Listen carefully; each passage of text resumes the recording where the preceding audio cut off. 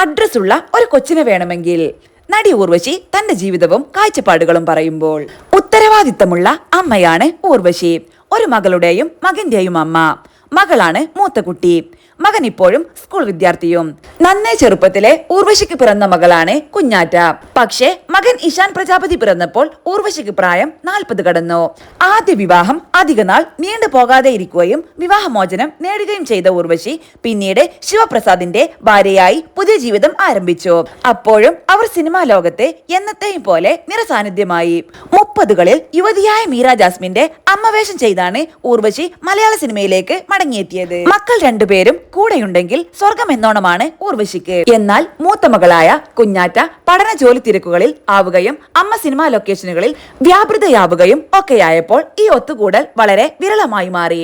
എന്നാലും അനുജൻ ഇഷാൻ പ്രജാപതിയുടെ പിറന്നാളിന് വീഡിയോ കോളിലെങ്കിലും ചേച്ചി കുഞ്ഞാറ്റ എത്തിച്ചേരും. ഊർവശി ഭർത്താവ് ശിവപ്രസാദിന്റെ ആദ്യ സംവിധാന ചിത്രത്തിൽ നായികയാവുകയും ചെയ്തു. നിറയെ കുഞ്ഞുങ്ങളുള്ള കുടുംബത്തിലെ അംഗമാണ് ഊർവശി. മൂത്ത ചേച്ചിമാർ 2 പേർക്കും ഓരോ കുഞ്ഞുങ്ങൾ വീതമുണ്ട്. അവരുടെ പൊടിയമ്മയാണ് ഊർവശി. എന്നാൽ സിനിമാ തിരക്കുകളിൽ എല്ലായ്പ്പോഴും മക്കളുടെ കൂടെ ഇരിക്കാൻ സാധിച്ചിരുന്ന അമ്മമാർ അല്ലായിരുന്നു അവർ. അതിനാൽ അമ്മ സങ്കല്പം കുട്ടികൾക്ക് അമ്മൂമ്മയിലേക്കായി. പൊടിയമ്മയായി ഇരിക്കവേ അമ്മ എന്ന് തന്നെ ചൊല്ലി വിളിക്കാൻ കുട്ടികൾ വേണമെന്ന് ആഗ്രഹമുണ്ടായി ഊർവശിക്കും.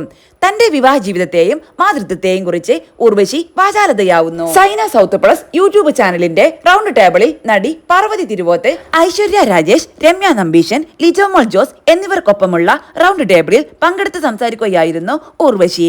ഇതിൽ സ്ത്രീ സ്വാതന്ത്ര്യത്തിന്റെ വിവിധ വശങ്ങളെ കുറിച്ച് പങ്കെടുത്ത താരങ്ങൾ ഓരോരുത്തരും സംസാരിക്കുകയുണ്ടായി. സമൂഹം സ്ത്രീയെ അഹങ്കാരം അടക്കി ജീവിക്കാൻ പഠിപ്പിക്കുന്നതിന്റെ വ്യർത്ഥതയെ കുറിച്ച് ഓരോരുത്തരെയും അവരുടേതായ കാഴ്ചപ്പാടുകൾ വിശദീകരിക്കുകയുണ്ടായി. പൊടിയമ്മ മാത്രമായിരുന്നാൽ പോരാ എന്ന തിരിച്ചറിവിലാണ് ഊർവശി അമ്മയായി മാറുന്നത്. അമ്മ സങ്കല്പത്തോടുള്ള ആർത്തിയാണ് വിവാഹം ചെയ്യാനുള്ള കാരണം. അത് മാത്രമേയുള്ളൂ. അഡ്രസ്സുള്ള ഒരു കൊച്ചിനെ വേണമെങ്കിൽ ഒരു തന്ത വേണം എന്നാണ് ഈ സമൂഹം പറഞ്ഞു തന്നിട്ടുള്ളത്. എനിക്കെന്റെ കുഞ്ഞിനെ വേണം എന്ന സ്വാർത്ഥതയ്ക്കാണ് കല്യാണം കഴിച്ചത്. ഒരുപാട് കുഞ്ഞുങ്ങളെ വേണം എന്നായിരുന്നു ഊർവശി പറഞ്ഞത്.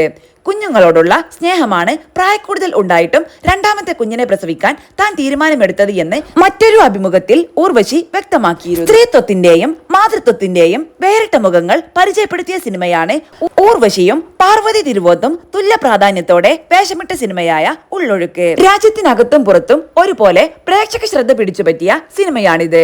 എൽ ജഗദമ്മ 7ാം ക്ലാസ് ബി എന്ന സിനിമയിൽ ഭർത്താവ് ശിവപ്രസാദിന്റെ സംവിധാനത്തിൽ ഊർവശി നായികയായി കഴിഞ്ഞു.